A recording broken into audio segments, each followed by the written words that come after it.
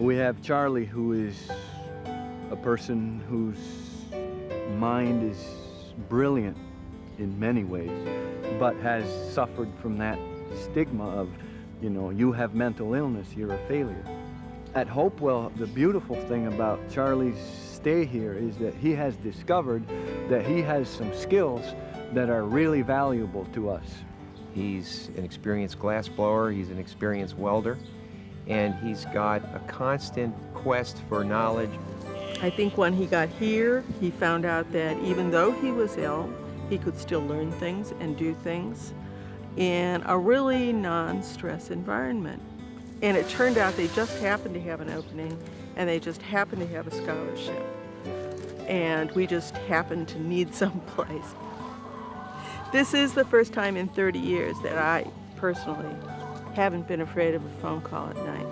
He was on the streets, he was in jail, he was in the hospital. It's like breathing room. The whole family is truly amazed that we don't have to worry about Charlie anymore, which we have been doing since he was 20. Something completely different from what I'm used to. I'm used to like city living, factory jobs, going to school. Never knew what a barn looked like inside, never knew what smells were ordinary and what smells are trouble. It's challenging, but really, really good feeling when you come home, everything's turned on, everything's working, and I can now take a bath after 4 o'clock, and that's it. We've seen big changes in Charlie. One of the things that he's been working on recently is his hygiene, and that was a never-ending battle. He's been working with Annabelle, and Annabelle and he have gotten to a bath every day. Unmonitored by Annabelle. This is a major accomplishment. He seems to be able, more so now than before, to relate to other people, to empathize with them, to think about how they might feel. In other words, he used to be just focused inward, and he never saw other people, which I think is pretty typical of the illness. I got an illness that manifests itself in a suspiciousness and paranoia, and what I have is an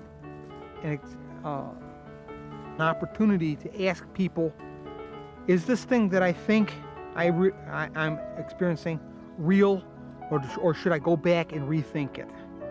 There's a couple of people in here, my primary worker and Nacho, I could ask them to do this reality checking. It's very important for a person with paranoia to be able to talk to somebody and say, hey, look, is this me or is this happening? My reality checking is an important part of my recovery here.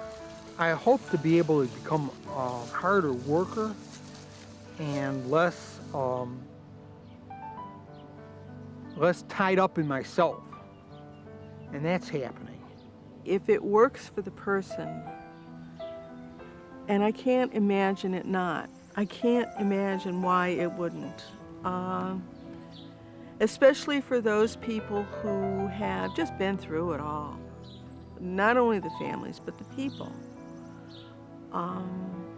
Charlie's been through it all. And this is truly like a miracle.